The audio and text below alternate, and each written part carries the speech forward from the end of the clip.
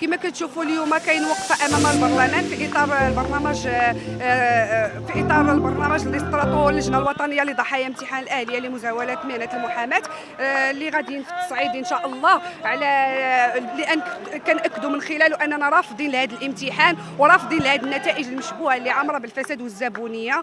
والحمد لله اللجنه الوطنيه سلكت جميع الطرق القضائيه ودارت جميع الخطوات القانونيه اللي خصهم يداروا في هذا الملف باش نبينوا اننا لحد الان مطالب ديالنا مطالب مشروعه وقانونيه وما غاديش نتراجعوا عليها. بغيت نوضح واحد الحاجه اللي من خلال اليوم من خلال اخر خرجه ديال السيد الوزير مع شي صحفي قال لي راه الملف تطوى، وهنا كيمروا مغالطات للشعب المغربي وللراي العام، وبغينا نصحوا هذا الشيء ونقولوا ان الملف باقي ما تطواش. ما يمكنش لينا نحكموا ان الملف تطوى والملف معروض على القضاء. هنا يا سيد الوزير كتضربنا في عمق الدستور المغربي وكتضرب لينا في المؤسسات المغربيه، لان السلطه القضائيه سلطه مستقله، المؤسسه القضائيه مستقله. ما يمكنش لك تقول لنا انه راه صافي الملف تطوى. الا قلتي ملف التطوى يعني كتقول لنا راه كاين تواطؤ من المؤسسات وكاين، وحنا هذا الشيء ما غاديش نقبلوه، لان حنا لنا كامل الثقه في المؤسسات القضائيه. والملف راه ما تطواش، راه باقي ما تقالش كلمه ديال القضاء. وواحد الحاجه اخرى، السيد الوزير دائما يؤكد انه خلق لنا 2000 منصب شغل. السيد الوزير فين هو 2000 منصب شغل؟ كيفاش 2000 منصب شغل؟ كي درتي ليها؟ راه منصب الشغل كنقولوا الوظيفه العموميه وكيحكمها قانون الوظيفه العموميه. راه حنا دوزنا امتحان اللي من خلاله يمكن لينا نولجوا لمهنه المحاماه، وهذه المهنه باش نولجوا ليها وننجحوا في هذا الامتحان راه موراها تخلص الهيئه وما عرفتش حرب موراها.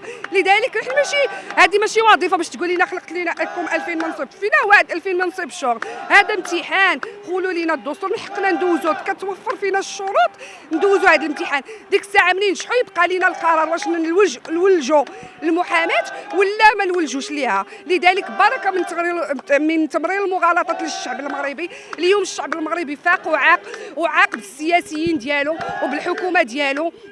وبغيت نقول واحد الحاجه ثانيه، ان هاد المهزله ديال الامتحانات راه فيها تواطؤ حتى مع الحكومه، لان الحكومه باش تبقى صامته وما كتهضرش في القضيه وما كتسمعش لصوتنا، يعني ان الحكومه حتى هي راه عاجبها هذا الشيء اللي كيوقع في ولاد الشعب.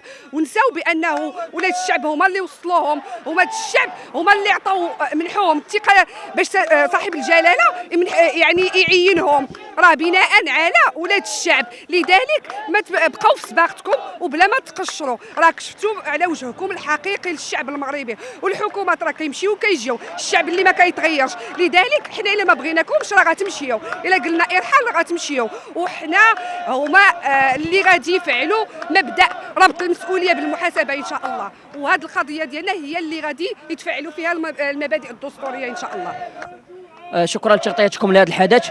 اليوم الوقفه جاءت من اجل ان نقول اننا ما زلنا وسنظل نترافع على قضيتنا المشروعه والمطالبه من اجل فتح تحقيق ومحاسبه كل من تورط من قريب وبعيد في هذه المهزله.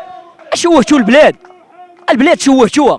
اليوم احنا كان عندنا الامل في صاحب الجلاله، هو اللي عندنا فيه الامل اليوم هو سيتدخل، ومتاكدين انه سيتدخل من اجل ايقاف جميع المتورطين في هذه المهزله. صاحب الجلاله الملك محمد السادس وحده من قادر على ايقاف نزيف الشعب المغربي ونزيف الطلبه المغاربه. السلام عليكم، معكم امين نصر الله على اللجنه الوطنيه لضحايا امتحان الاهلي لمزاوله مهنه المحاماه.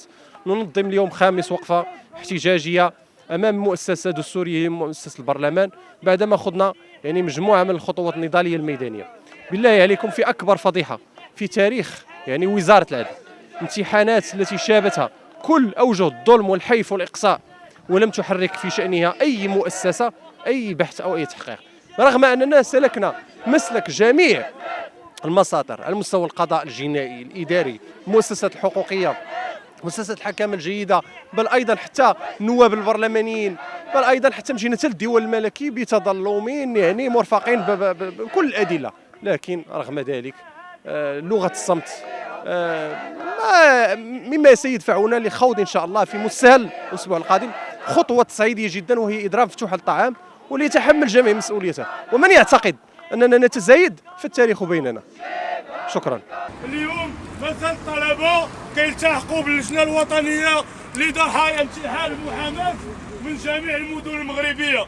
اليوم كيحضروا طلبه من طاطا، طلبه من مكناس، طلبه من تيزنيت، طلبه من ناظور، من كازا، من جديده، من جميع المدن المغربيه، الحسيمه كذلك، من جميع المدن المغربيه، باش يقولوا كلمه واحده ان وزاره وهبي وزاره العدل اللي بغى يديرها فيرما ديالو انها فاسده، وان الامتحانات اللي خاضوها الطلبه خصوصا الامتحان ديال الاهليه لمزاوله محنه المحاماه امتحان شابته مجموعه من الخروقات.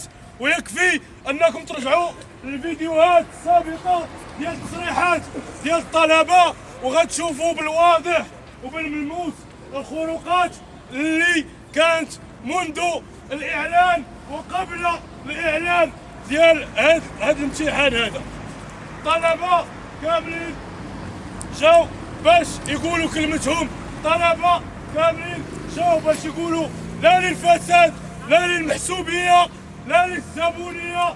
ولاد الشعب ولاد المغرب ولاد هذا الوطن هما سواسيه، هما كاملين في درجه وحده. ماشي هذا قرا في جامعه مغربيه، هذا قرا في الخارج، ونجيو ونميزوا بيناتهم.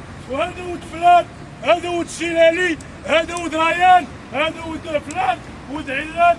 لا يمكن اننا نقبلوا بهذه المهزله هذه، ولا يمكن اننا نسكتوا على هذا الفساد هذا، ولا يمكن ان نقولوا بصوت واحد اللي هو صوت الحق ان هذه الامتحانات هي فاسده وامتحانات مشبوهه، امتحانات مشبوهه، وامتحانات مشبوهه، وامتحانات مشبوهه. ولاد الشعب كيرفضوها، ولاد الشعب كيرفضوها، وامتحانات مشبوهه، امتحانات مشبوهه، ولاد الشعب كيرفضوها، ولاد الشعب كيرفضوها، وامتحانات مشبوهه، امتحانات مشبوهه، ولاد الشعب كيرفضوها، ولاد الشعب كيرفضوها، وامتحانات مشبوهه، امتحانات مشبوهه، مرصابين كيرفضوها، مرصابين كيرفضوها. هذا مغرب الطبقي، هذا مغرب الطبقي، ولاد الشعب زناقي، ولاد الشعب الزناقي، هذا مغرب الطبقي، هذا مغرب الطبقي، ولاد الشعب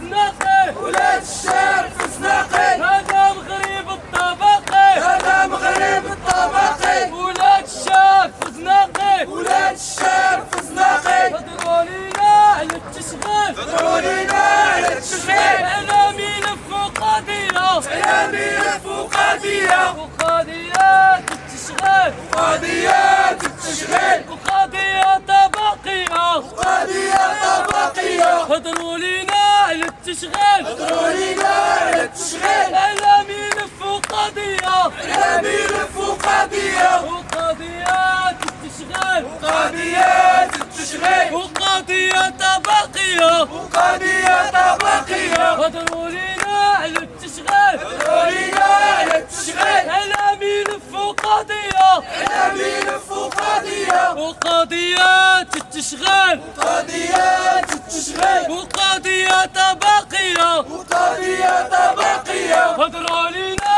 على التشغيل، هضروا لينا على التشغيل، على ملف وقضية، على ملف وقضية، وقضيات التشغيل، وقضيات التشغيل، وقضية طبقية،